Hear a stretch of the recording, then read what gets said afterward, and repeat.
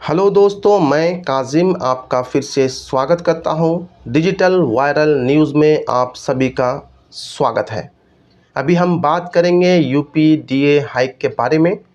Chief minister योगी ने दिया कर्मचारियों को तोहफा, डीए डीआर में बढ़ोतरी, बोनस के साथ खाते में आएंगे 34,220 रुपये।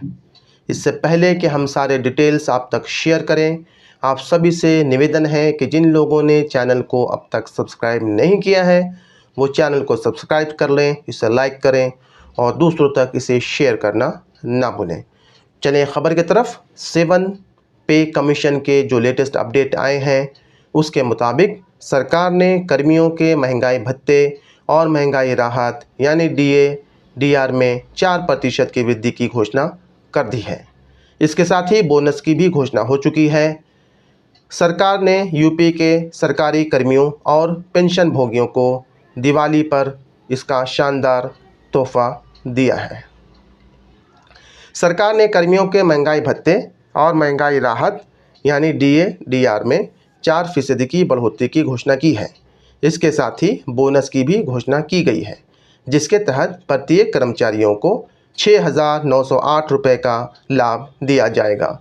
आपको बताते चलें कि यूपी कर्मियों का महंगाई भत्ता पहले 34% था, जो अब बढ़कर 38% हो गया है।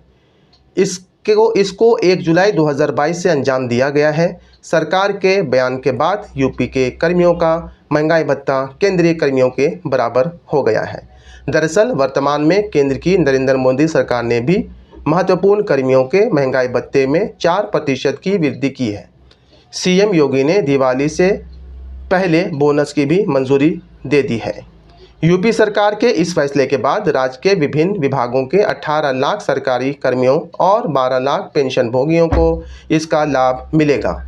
आपको बता दें कि सरकार महंगाई भत्ते में साल में 2 बार संशोधन करती है। गौरतलब है कि ये वृद्धि 1 जुलाई 2022 से लागू करने की घोषणा की गई है। इसी के तहत राज्य सरकार के कर्मियों को इस माह 3 माह का बकाया भी मिल सकता है। आपको बता दें कि इस महीने महंगाई भत्ते और महंगाई के इलाज का भुगतान करने पर सरकार पर हर महीने 296 करोड़ रुपए का अतिरिक्त बोझ पड़ेगा। वहीं अगर आप 3 माह का बकाया अपलोड करते हैं तो जुलाई से अक्टूबर तक प्रभार के लिए अधिकारियों पर 1184 करोड़ का अतिरिक्त बोझ पड़ सकता है।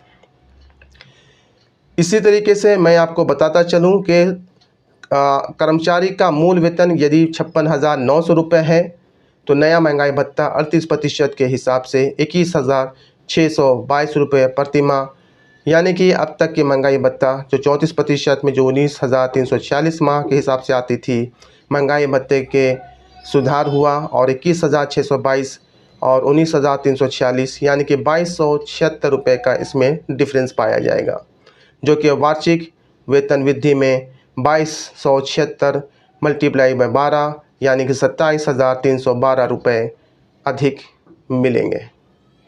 न्यूनतम मौलिक वेतन पर जो गणना है तो उसको बताते चलें। कर्मचारी का मूल वेतन यदि 18,000 रुपये है तो नया महंगाई भत्ता जो कि 38% के हिसाब से 6,840 रुपये प्रति माह का होगा। अब तक का महंगाई भत्ता 34% पे 6,120 रुपये प्रति माह था। महंगाई भत्ते में कितना सुधार हुआ, इसके लिए आप इसका जो डिफरेंस आता है जो कि 6,840 में से 6,120 रुपये माइनस करके देखें तो वो 720 रुपये प्रति माह और वार्षिक वेतन वृद्धि में 720 जो आप 12 से गुना करें तो 8,640 रुपये होता है। इस हिसाब से सबसे प्राथमिक राजस्व यानी 56,900 रुपये का सालाना राजकर्मियों के खाते में कुल 27,312 रुपये आएंगे। दूसरी ओर सरकार ने प्रत्येक कर्मचारी के लिए 6,908 रुपये का लाभ देने का ऐलान किया है, यानी कर्मियों के खाते में अतिरिक्त 27,312 रुपये आएंगे। 56,900 है यदि बेसिक सैलरी। यदि कर्मियों का साधारण लाभ 56,900 रुपये है तो 38% महंगाई भत्ते के हिसाब से उनके महंगाई भत्ते में 21,622 रुपये का उछाल देखा जा सकता है। जबकि अब तक 34 रुपये की फ़ीस पर महंगाई भत्ता मिलता है। उन्हें 19,346 रुपये के माध्यम से 100% आपूर्ति की जा रही है। महंगाई भत्ता बढ़ने से कर्मियों को महीने के हिसाब से 2276 रुपये का उछाल मिलता है। सैलरी 27,312 रुपये सालाना मिलती है। कर्मियों के खाते में महंगाई भत्ते के साथ 6,908 रुपये बोनस भी भेजा जाएगा, जिससे कर्मियों के खाते में 34,220 रुपये का और उछाल देखने को मिल सकता है। 18 लाख सरकारी कर्मियों सहित 12 लाख पेंशन भोगियों को भी महंगाई भत्ते में उछाल का लाभ मिल सकता है। वहीं 1 जुलाई से महंगाई भत्ते में उछाल आया है। कर्मियों को 3 माह के एरियर का भुगतान किया जा सकता है। हालांकि प्राथमिक वेतन पर महंगाई भत्ता देय है। ऐसे में डीए डीआर के चलते हुए हर महीने अधिकारियों पर 296 करोड़ रुपए का अतिरिक्त बोझ पड़ सकता है। एरियर के चार्ज के साथ ही देश सरकार पर 1184 करोड़ रुपए का अतिरिक्त बोझ पड़ेगा। तो फिलहाल के लिए दोस्तों इतना ही। उम्मीद करता हूं कि आपको खबर पसंद आई होगी। आप सभी से फिर से निवेदन करता हूं कि जिन लोगों ने चैनल को अब तक सब्सक्राइब नहीं किया है वो चैनल को